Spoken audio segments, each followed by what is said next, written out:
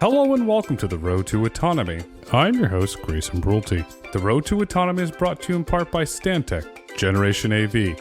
Stantec Generation AV combines some of the most experienced AV experts in the industry with the resources of a global engineering firm. Stantec Generation AV provides education, consulting, assessment, and guidance to any industry interested in autonomous vehicles. Learn more at stantec.com. Hello and welcome to the Road to Autonomy. I'm your host, Grayson Brulte. On today's episode, we're absolutely honored to be joined by Scott Case, co-founder and CEO of Recurrent.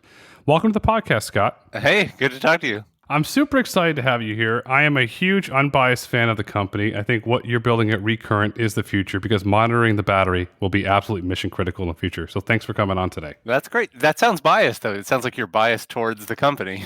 I am, because you're great. How's okay, that? Great. There, thank you. You're a biased fan. All fans are biased. Okay. Scott, Bloomberg New Energy Finance is projecting an increase in global EV sales of 17.25% annually from today until 2040. By 2040, they're projecting 64 million EVs to be sold globally in that year. What are your thoughts on the projected EV growth? I think every forecast made by anyone is wrong and too low. Let me back that up with a little bit of data on why forecasts of data are not right on this subject. So one of the things we looked at was, as we did our market sizing, was Boston Consulting Group has done a repeated series of EV adoption forecasts, and they ran one in January 2018, another one in January 2020, and another one in April 21. Every time they reran the model, it essentially projected for the same period out, like their out year was 2026, and the adoption numbers essentially doubled each time that they ran them. And it's like, and I talked to them about it, I was like, how could your models be getting it so wrong for just 5 years out? And they were like, yeah, as soon as we forecast, with all the underlying data on government policy and on battery pack costs and on vehicle selection, literally the next month, the battery makers come back and be like, oh yeah, we were wrong on the cost. It's lower, or the policy is moving faster. And so they rerun their same model and it spits out a bigger number. And so I think that's what's going on here. I think that we're just reaching a tipping point faster and faster just because of shifting market preferences. And so whatever Bloomberg says, whatever BCG said, it's wrong. It's going to be faster. Do you think it'll be faster, even though we have rising commodity prices and what we're seeing in the oil market is a lack of refining? We have a lack of refining in the commodities market as well. Well, I mean, we're going to get to this later, but I think that is also impacting gas prices and making it so that, if as an individual driving an ICE vehicle or an internal combustion engine vehicle is getting egregious. So there's rising commodity prices all over the place. I think on the balance, it's going to help EV adoption. So if you look at EV adoption today, Recurrent, you have 8,000 EVs on your platform. We're about 9,000 now, actually, but data out of date. But yeah, speaking of faster adoption rates. So faster adoption, the one thing you and I both agree on, and all the analysts and the consultants agree on, the EV growth is only going to grow and grow faster. How will that growth of the EVs overlap with your platform? We just keep onboarding more and more vehicles? I mean, this year, 2022, I expect we're on track to triple our sort of platform subscriber numbers this year. And what's driving that really is we've been going, as the industry has been, from the early adopters, the EV nerds that are just super into data and want to look at spreadsheets all the time, to mainstream drivers, right? That are I'm now just a normal person, not one of the EV nerds, and I want to know how to take care of this car, because I couldn't learn how to do that from your parents growing up. You learn how to get the oil change twice a year and rotate the tires and those kinds of things. But there's no rules of thumb for how to take care of an EV. And that's what I think we're doing for those mainstream drivers that are signing on more and more with us. It's an interesting analogy. You're right. So the dad shows us how you change the oil, or every 3,000 miles you go in for an oil change. And we didn't have that same scenario today with EVs. So how do you take care of an EV? To be clear, we're focused on the one thing. There's still, you got to rotate your tires, there's still some things that are the same that you could learn from dad or from mom or from your grandparents. But the one thing that's really different is the battery. And everybody, I think, has had plenty of experience with lithium-ion batteries in their phones, in their laptops, even lithium-ion sort of cells that are just you used to, well, these aren't lithium ion, but you remember growing up how you used to put your AA batteries in the freezer to keep them before you were using them, right? So people are bringing in these experiences that are like not right, but they have mental models around like how to take care of batteries. And that's what they're bringing into I own my first EV. Obviously you can't keep it in the freezer, right? But people do have different sort of guidelines around like, is it the right thing, similar to a laptop, or that I want to run it all the way down and then charge it all the way back up, or do I leave it plugged in all the time? And by the way, for the record, public service announcements, that's not right. You don't want to do that, like, because the batteries are different and the manufacturers are expecting them to be used differently. So it's just different, and the rules and also can be different based on which manufacturer you have and the size battery you have. And so we're trying to help people with those sort of day-to-day choices that keep the battery of the car in good shape over the long term. Freezers are cold. You put things in there to freeze it. We have certain parts of the United States. We have northern Minnesota. Then we go into Canada. It gets very cold. How do the batteries in those EVs work compared to, say, in the Southwest and the Phoenix metropolitan area? Couple of rules of thumb here. So batteries, it's not going to preserve them more, right? Like, I don't even know whether that batteries in the freezer thing ever did anything or not. But one thing that is true is that exposure to extreme heat over time will break down the battery and will wear it out more quickly. So now there's temperature control systems that manufacturers have put in to sort of like mitigate that, but that only works if your battery doesn't drain completely, has some power to be able to condition itself. But generally speaking, like, exposure to extreme heat over time will cause the battery to wear out more quickly. Exposure to extreme cold, on the other hand, doesn't do that. To some extent, you can do, when you're charging, especially fast charging in colder weather, depending on how the software in the battery management system works and allows it to happen, like, that can do some additional damage. But typically speaking, that's why like charge rates drop, because the software is looking out for the battery's health. But what will happen, and so that's like the long-term thing. In the short term, I think like anybody who's had an EV has experienced this, that like, typically speaking, as you go to extreme temperatures and particularly extreme cold, the range of the car drops, depending on a lot of different factors and the engineering that's going into it. But that's not a permanent thing. That's just sort of if you use the heat, for instance, you are drawing energy from the battery and you can't go as far. And to some extent, lithium-ion batteries do lose their efficiency. So even if you weren't using the heat, even if you're freezing, like, in order to extend the range, like, the car still won't go as far as it would in sort of more ideal temperatures. And to some extent, you do lose that on the hot side as well, but that's more associated with AC use, energy use. Today, Recurrent supports 45 different EV makes and models. Do you see differences in those weather temperatures from cold south from different brands and models, where some brands and models perform better than others in certain weather conditions? 100%. Yeah, we published an exciting article in December that just sort of like compared make by make, like, which ones sort of hold up better in cold weather and which ones sort of lose more range in cold weather. If you Google, I think, like, cold weather EVs, like, you pretty much find the article. So there are definitely some cars that you're better off owning if you're in northern Minnesota, and others that you probably want to own in a more temperate climate. Examples: best vehicles to own in northern Minnesota and best vehicles to own in a warm climate. Over the last couple of years, Tesla and a few other manufacturers have been putting heat pumps in their vehicles in the Model 3, the Model Y, and I'm actually not sure if they've extended to the S and the X, but those heat pumps are much more efficient at heating than resistive heating, which is sort of like the traditional system. And so we are seeing data that the more recent Model 3s and Model Ys that had those heat pumps in them they lose less range in cold weather. So those would be the ones that I would say, like, and it's not just Tesla, there are other manufacturers that are doing that. That makes more sense in cold environments. Ones without that, with traditional resistive heating, are going to lose a lot more range in those environments. It's not, like, to be clear, like, what we're talking about, like, at tops, like, we see a car that goes down to maybe loses 30 to 40% of its range in extreme cold, like, which is still usable. You just have to sort of think about your planning differently from a charging perspective if you're driving long distances. That's a valid point. Does the snow, if you're, I'm going to take you now into northern Maine. We're going to go way up into like the Limestone Air Force Base in northern Maine. It's a great place. I saw Fish there, did the IT Festival. Absolutely incredible. But in the winter, it gets very, very cold. You do strike me as a fish guy. I'm a huge fish fan. Yes. This is where the fact that this is a podcast means you can't get the visuals, but everyone listening, you're definitely looking at a fish fan here. Fish head. What is it? Fish something? Anyway. So we're up in northern Maine, and they get a lot of snow. So you're very cold and you have snow. Does the snow impact the vehicle since it's taking more power to go through the snow? Yeah, that's interesting. So we're talking about northern Maine.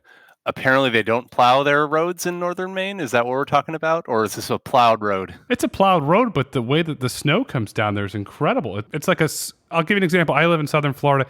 It's like a rainstorm. It's a monsoon of snow that comes down. So I will say, I don't think we have data on precipitation rates increasing air resistance, but just anecdotally, I would say I don't think that's going to make much of a difference. Plus, the other thing would happen, unless you are crazy, you would probably reduce your speed in a heavy snowstorm or a heavy rainstorm, which would increase your efficiency because you're just driving slower. So don't think it's going to have a huge effect. But the cold weather in and of itself will. I think that's a really interesting point. And Recurrent has this wonderful tagline: odometers count miles, not battery health. From an economic standpoint, is the health of the battery the determining factor when it comes to the price of selling an EV? So I will say it's not yet, but it is going to be. It hasn't been yet because there hasn't been a widespread way of measuring this and sort of communicating it out, which is obviously what we're trying to do. We've been running a bunch of surveys and of EV shoppers. I mean, we've known anecdotally, you ask someone about hey, would you consider a used EV? About half people say they will. Even people who own EVs, frankly, will say they will, but the other half won't. And the ones that won't, they're like, well, why not? Well, I'm concerned about the battery. So when you sort of put in front of them, hey, can I, what if you knew? What if you knew the battery is in good shape? What's that worth to you? And people will pay thousands of dollars extra. That's what we're seeing. It's a bigger sort of there's a real connection from that uncertainty and that fear to willingness to pay. And so I think our next job over the next year is to get that translated into the valuation services that are out there of what should you pay for a car?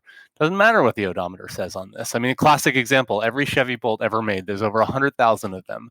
They could have 80, 90, 120,000 miles on the odometer, and they all just got a new battery. Every single one of them. In fact, the batteries they stuck in there were higher capacity than what they originally had. So from a range perspective, from battery health perspective, those are great cars, and it's completely not correlated with what the odometer says. So I think that the industry, this is a big change from the industry, once in 100-year sort of change in how the physical sort of nature of these vehicles, and it's just taken a little while to get through that transition. But that's what we're working on. From an economic standpoint, you were describing battery swaps. Are they even economical? That is a complicated question. So first of all those Chevy batteries were warranty swaps, right? There was manufacturing issues with a few of them, basically, and Chevy decided to hit it with a hammer and recall every single one, which is cost them and cost the battery maker a lot to do that. But I think it was the right move from a just sort of engendering trust and sort of confidence in this brand new thing. So, from an economics perspective, I think it does cost a lot, and if the manufacturer is bearing that cost, then that's going to be pretty tough for them.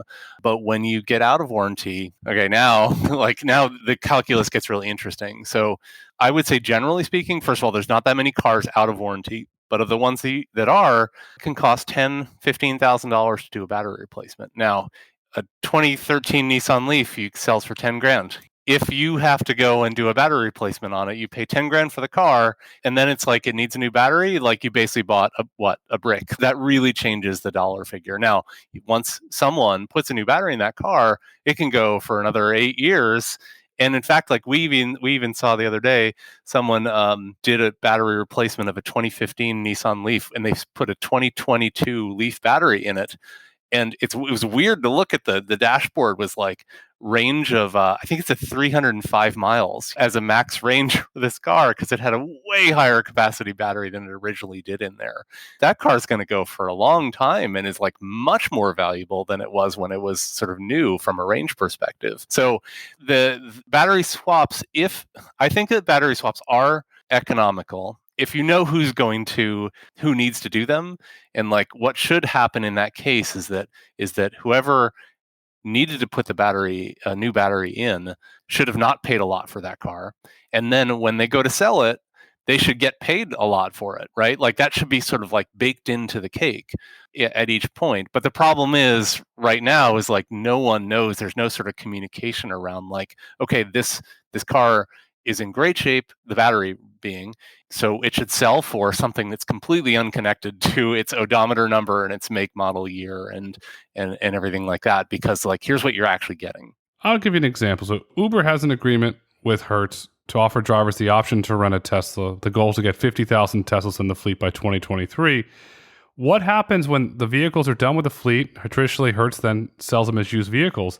Do they have to go through and diagnose the battery, do battery swaps, or what does Hertz do when those vehicles get their end of life from the being in the rental fleet? So today, right, like the industry standard for rental car companies is after 18 months and 30,000 miles, they defleet the car. This is for combustion engine vehicles. So like that's a huge source of inventory for the used market. That sort of like rule of thumb, though, doesn't apply anymore for EVs, because I think like the calendar months actually is something to be paid attention to, but the odometer mileage, like not really as much. So I don't know what the new rules of thumb are. In fact, I don't think there's going to be a rule of thumb. I think it's going to be more like looking at, hey, when can I sell based on supply and demand and battery state for this particular car? Is it a good idea for me to sell this one before it gets worse? Or is it like, am I selling at a high point? Or there's going to be a whole lot of different sort of decisions to make there if you are a fleet company. But all those cars, like at 1, 2, 3, 4 years, like are sellable and are usable for another 5 years. And not like Uber, or I guess Hertz in this case, would have to go and like do battery replacements. They're going to end up selling for what they essentially the utility of what's left in the car and what you get out of it each year. You shouldn't pay as a used shopper, you shouldn't pay the same amount for a car that gets 10 or 20% less miles from a range perspective than one that's the same make, model, year, and odometer number that gets like 10 to 20% more range. Both of those are great. You should pay more for the one that has more utility. $1 million question. When does Hertz sign up for Recurrent? I suspect they will do this or something, because it is too valuable for them to be able to have that data. Like we do have a fleet option that's like essentially a light data collection layer that focuses on optimizing essentially how to use the car to keep the battery in good shape over the time, and then lets them sell it at a premium because they are sort of providing that certainty. I suspect that all the rental car companies and all commercial fleets will get to this at some point soon. We have listeners from Hertz. So Hertz, I'm a fan of Recurrent. You're listening to this, reach out for Scott. He can do a lot of really good for your secondary market of your Tesla EV. So there's your plug, Scott. Sounds like, Grayson, you're getting a commission on that. On that. To be clear, unbiased, as we said at the beginning. No money was exchanged. So we have the vehicles will go into the secondary market. Some of them can't because of the condition, because of if one got involved in a crash, or there's the issues where, I'm not a lawyer, I'll repeat, where drugs are found in the car or a weapon, they have to crush the car. Do the battery come out, and does the battery get recycled, or what does that process look like? So we are seeing, I'm just like, I need to process that, like drugs, what is it? If drugs are found in a car, it has to be crushed? So give you an example, if there's cocaine or methamphetamine found, they cannot put the car back and they have to crush it. There's a legal liability there. They can't put it back into the fleet. I did not know that. I'm going to go do some Googling before. So I do have some exposure to the wholesale salvage market, and there are more and more EVs showing up in that. Didn't ask them about the meth use case, but there are like plenty of EVs getting involved in wrecks, and just like all other cars. And in some cases, like I think that there are low speed, rear collision or front collision, like that car can just get fixed, and there's no, like, the battery's fine. If you have sort of more destructive, if there's a fire, if there's a high speed side collision, like that's more risky for the battery. And so I think that there's some pretty careful inspections going on there. But there are certainly other cases where, like, and we've definitely seen them where the salvage EV is getting bought for the battery, and the battery's just getting pulled out and then used to refit into a different car. And that's really the value of it, right? So, like, now in that case, like in the scenario you brought up, like there's no way that like cocaine or meth would like impact the battery in any way. So I think that's a really interesting use case. I don't know how often that happens, but for sure that'd be a pretty interesting opportunity from a salvage perspective.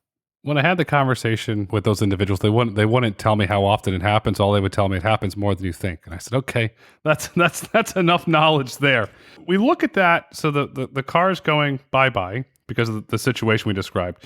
Is that where Recurrent can come in with your battery wellness monitoring solution to say, okay, rental car company, here's the true state of the battery health?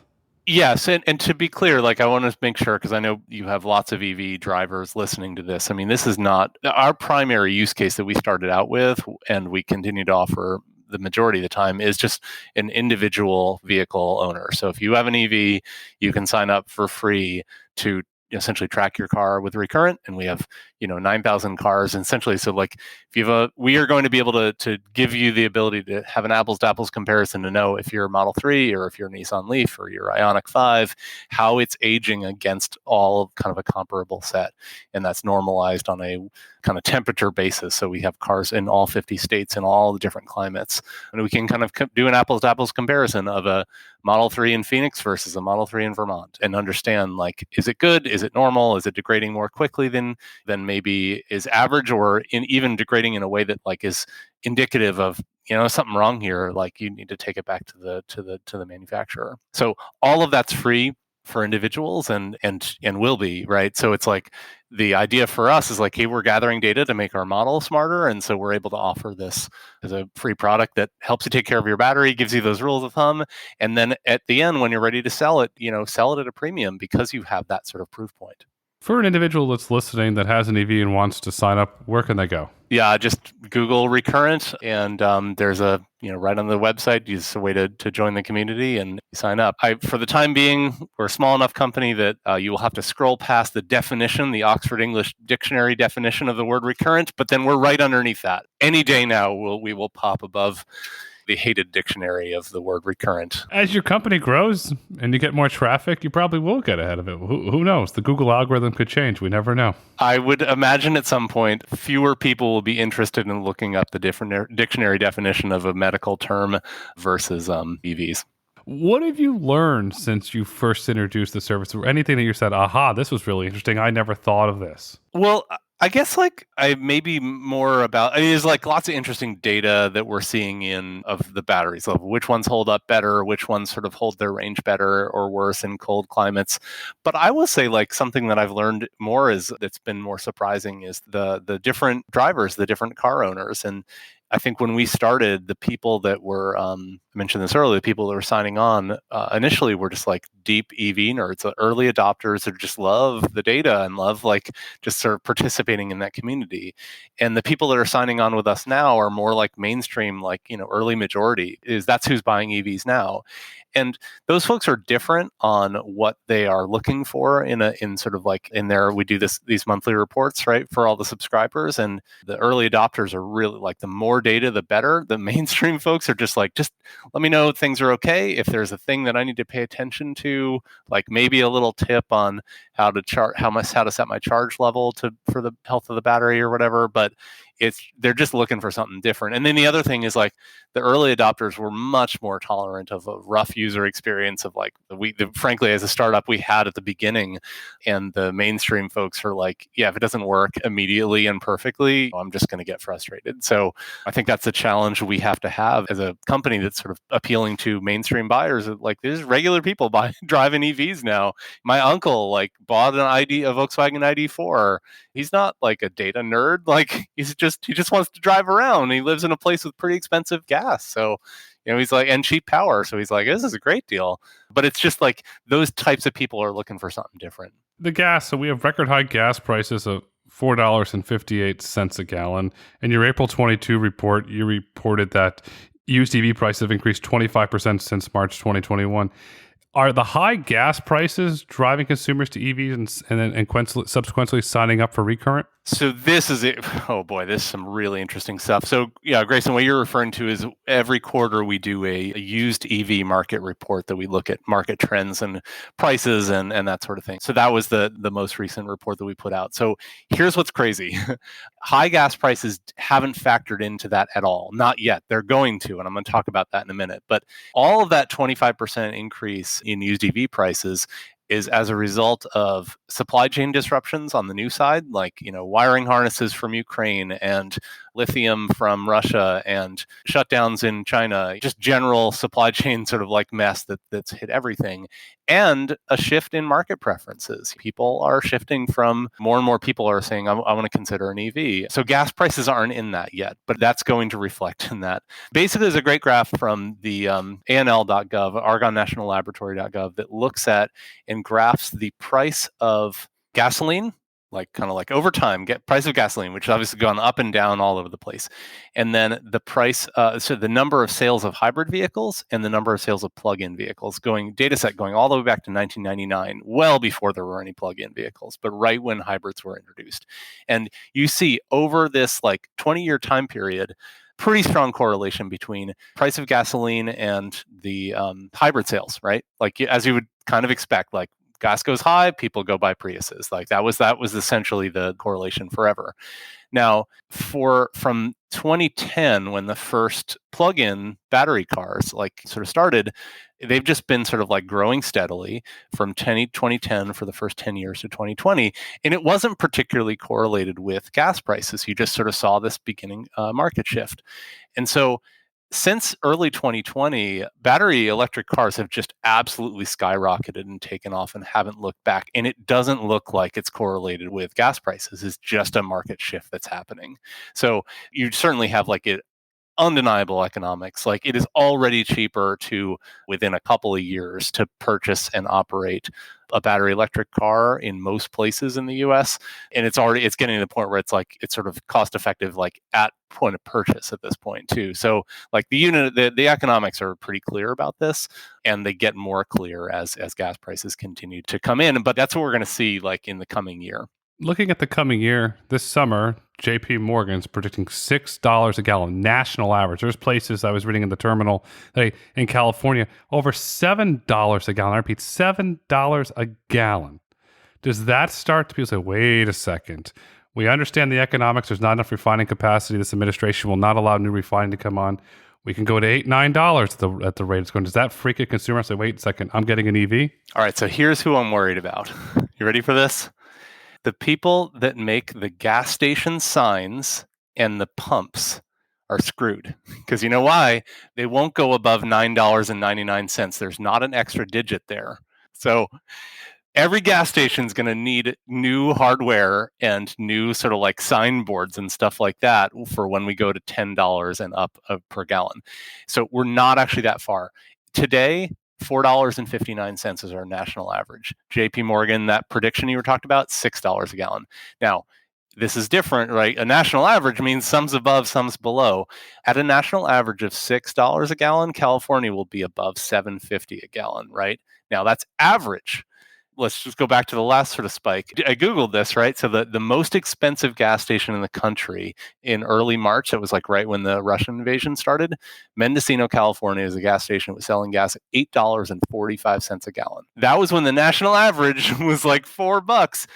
That gas station is going to be above $10 a gallon. So I don't know, business opportunity for you or somebody listening, new signs and new pump hardware for all the gas stations as we're going there.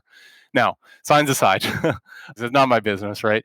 But signs aside, psychology says that people remember the peak of pain as opposed to the average level of pain. So there are milestone prices. When you see gas at $4, $5, $6 on those signs, $8, $10, you don't forget that. And so my prediction, here we go. So California, there will be people that will see $9.99 gas on the signs.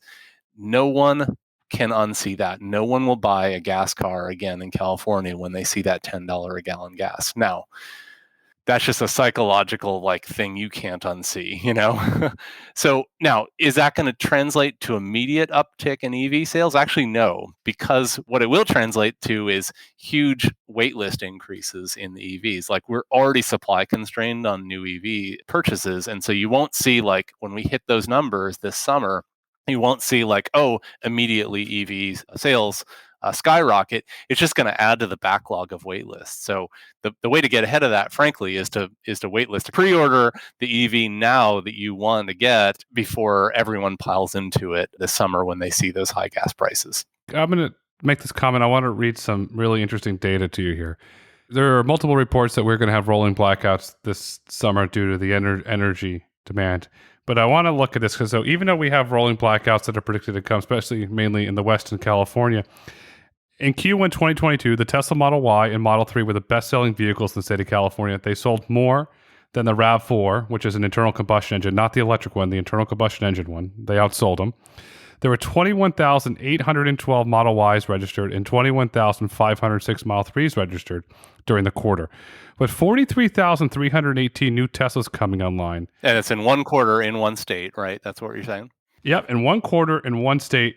How will they be able to handle the additional load of the energy grid? Because the regulatory body, I repeat, the regulatory body that oversees the grid stability, the North American Electric Reliability Corporation, is publicly stating that the power supplies in much of the U.S. and Canada will be stretched. So you have 43,318 new Teslas coming online in Q1 2022 alone. The North American Electric Reliability Corporation saying we're going to have issues. What happens all suddenly, these individuals buy the EVs, they can't charge it. You have $9.99 gasoline. We all know you're going to have a massive political problem. You're probably going to have riots and protests. But from a practicality standpoint, what does that do to the EV market? So if every single one of those Teslas showed up on the same substation and plugged in at the same time to charge, like that's a problem, right? Now, thankfully, that's not going to happen. I think like everyone can buy an EV confident that the grid will hold up and to charge it in as well as the grid holds up for anything these days, right? So obviously there have been rolling blackouts in California, shutdowns for fire safety, all those kinds of things. So like that's an important thing to think about. But what utilities are doing and are able to do is they're able to like, they see these numbers, right? And so they're able to, and not only of like, does PG&E and SoCal Edison, like they see the statewide numbers, but they're able to forecast and sort of like with a reasonable degree of certainty, understand where these cars are going to show up and what substation, what part of the grid, and when they're going to show up. They're making upgrades all the time to sort of like account for different like higher and lower loads of demand. So that's like one thing they're able to do. Second is like more and more utilities are adopting what's called time of use or time variable rates, which it's fine for those Teslas to show up, and as long as they're drawing from the grid in the middle of the night when people aren't using air conditioning like as much, like that's totally fine. Utilities are able to set time variable rates so that it just says, hey, like charge when it's less costly to do that. And then when it's very costly because everybody just got home and turned on the AC and is cooking dinner on their electric stove, like don't also charge your EV at that point. And they can set rates that encourage people to do that. So that's like another sort of like tool that they have. Tons of renewables coming online, obviously renewables plus energy storage from them. So you can capture all the sun that's coming down and hitting solar panels in the middle of the day and then storing that up till the end of the day. Sort of like that's like another key. And then I also think is like the other one is as chargers get deployed, public chargers get deployed, more and more of them are getting accompanied by battery storage there. So chargers are not occupied all the time. And so if you can trickle charge with a little bit of energy to a battery that's like sitting there next to a charger, and then when somebody pulls up to do a DC fast charge, you're essentially draining that battery and then hitting the grid, right? So that's another strategy for sort of like causing there not to be a huge demand load all at once when a particular car needs to charge up. So lots of different ways that utilities and the grid are able to do this. And frankly, like obviously the grid has its issues, but I don't think it's going to be caused by more and more EVs. That's a predictable level versus like fires that cause like a power line to be de-energized is sort of a little bit more of a difficult thing to forecast. Is bidirectional charging also a potential solution? I don't think it's a solution to grid reliability and stability at the overall level, but it's great for backup power, like on an individual basis. So to give you a specific example, the F-150 Lightning, the extended range battery is a 131 kilowatt hour battery pack. That's equivalent to 10 Tesla Powerwalls. This is like a legit backup power source for your house that you can just get rid of the diesel generator and you don't have to pay for or even attempt to try and get 10 Tesla Powerwalls. Is that why the F-150 Lightning's selling so well? I mean, pickup trucks are pretty near and dear to the hearts of America. I don't know how many people are buying it because it is a sort of a backup power source basically for their house, but that's certainly a pretty cool engineering pretty cool feature of it for sure. I'll give out a shout out to Jim Farley and the Ford team. Well done on the F-150 Lightning rollout. It was extremely well done. I can't wait to see when they get into the market. How about shout out to the chief engineer who is Linda Zhang, who is on the cover of Time. So Ford's turning the company around. They're scaling. You're about to go in hyperdrive scale. You recently raised funds from Goodyear Ventures and Hearst Ventures. And since you raised money from Hearst Ventures, I got to recommend a book for you, The Chief. It's a biography on William Randolph Hearst. It is absolutely fascinating because it goes to the early days of the Hearst Newspaper Corporation and the war in Cuba and his relationship with his mom and how it came to be what it is today. So I'll give you a lot of credit there. So you raise the funds. Are you getting ready to go to that next level? You can have your Ford F-150 Lightning moment and start scaling? Well, so yeah, thanks for the congrats. I mean, it was a $4.5 million raise, which is, venture is choppy these days, as you may have heard, but not the easiest market. But the Goodyear, Hearst, and other folks across the automotive sector, Automotive Ventures, an amazing venture capital firm, Map Invesco, Circumference Group. There's all these other folks that are lined up in addition. It's real validation that we're onto something that is going to be very important and disruptive to the auto industry. So yeah, the answer is yes, that's going to help us scale. I think what the reason that all those investments came in is clear that we are working on something that a lot of people in the auto industry know that they need to start thinking about right now. It's something that's important, but it's not urgent right this hot minute for the used car sector. And so that's classic great thing for a startup first mover to be working on. It's important, but it's number 2 or 3 on the list for a lot of people, which means that there's a great opportunity for us to partner and do that innovative work and then be really easy to collaborate with and sort of plug into a lot of different places. Going back in the Wayback Machine of Recurrent, how did you first get the idea to build the company? So, I spent 10 years working in the energy efficiency sort of market, helping people make their houses more energy efficient. It was my last company that I worked on.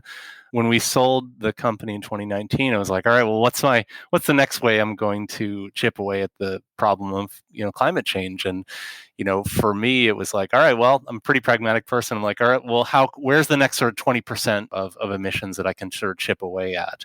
And, the electrification of transportation is clearly the thing that's happening and there's an opportunity to accelerate that. And so for me, it was well, within that problem space, what are the things that are going to have to exist that don't today, that if we do it right and put it in place, we can help accelerate things? And people just weren't paying attention to the used EV market. And this is used car sales is over twice the size of new car sales every year. It's an incredibly important market. And the observation I had was is not working yet for used electric. People are asking these questions that they never used to for combustion engine cars. And we thought, well, if we can be the first ones to answer them, and we can turn the over half of shoppers that even people who own EVs today say, yeah, I wouldn't consider a used EV because the biggest reason is because the concern about the battery. So we're like, well, if we can provide transparency on that, then that sort of takes away that biggest concern. And that enables this secondary market, which is super important for the car industry. And within 10 years, the whole game is going to be done. The entire no one's going to buy a combustion engine car within 10 years. All those bans that California and Washington and states are putting in place for new combustion sales, my bet is that won't even come into play. The whole transition will happen before those official bans take place, because the economics are going to be so compelling and the products are going to be so compelling. So for us, it's just well, let's get in there, be this kind of boring business that everyone will need to use for a little bit to enable those transactions, and that not a sexy company, but it's what's going to be necessary to provide liquidity to that market.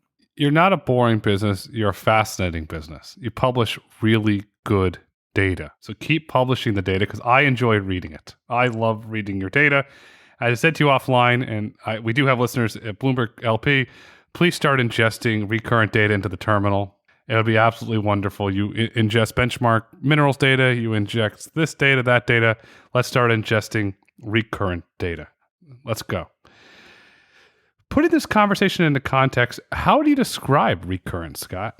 We're three things, right? Depending on who you are. If you are an EV owner, this is a free product, you come to Recurrent and understand how to care for your car and sell it at a premium when you're ready to sell.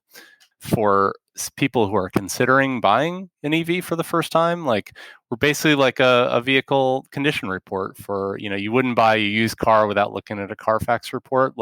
You shouldn't be buying a used EV without understanding what's going on in the battery in that car you're looking at. So this is literally a black box, and we're helping bring light to that.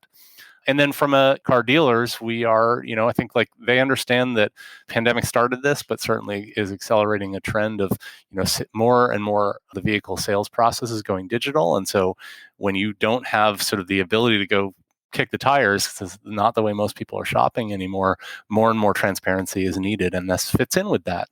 I think this increasingly becomes table stakes as dealers move into selling EVs. It changes the game. You're bringing transparency to a market that demands transparency. You're bringing transparency to the consumer who's going to use their hard-working capital to buy an EV. You're creating a lot of value for a lot of people. And I give you a lot of credit for that. And as we look to wrap up this insightful conversation, what would you like our listeners to take away with them today? I said this before, but this is a once in 100-year transition for the auto industry. The cars are different. The vehicles are different. Buying and selling and owning them is different. And there's just so much education that there is to do with everyone involved in the auto ecosystem. And we're just having a great time and loving doing that with everybody who's in and around the space. So love to talk to anyone who wants to talk to us and sort of geek out on data or figure out how there's a productive way to work together from a company perspective. If you have an EV, I highly recommend to sign up for Recurrent. You're going to learn a lot. You'll geek out on the data like I do because the future is bright, the future is autonomous, and the future is Recurrent. Scott, thank you so much for coming on the Road to Autonomy today. Thanks. Okay, thanks. Bye-bye. Thank you for listening to the Road to Autonomy podcast. If you've enjoyed listening, please rate, review, and subscribe on your favorite podcast platform. Want to get in touch? Follow us on Twitter at Road to Autonomy or email podcast@brulteco.com. The Road to Autonomy is produced by Brulte & Company. The views and opinions expressed on the Road to Autonomy podcast do not necessarily reflect the views and opinions of Brulte & Company. The content discussed on this podcast is for informational purposes only and should not be taken as legal, tax, investment, or business advice.